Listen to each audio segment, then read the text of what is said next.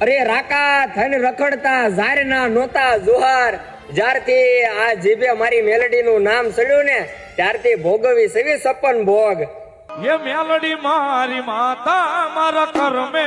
લખાણી વેળા કવેળા મારી હો ભાજરા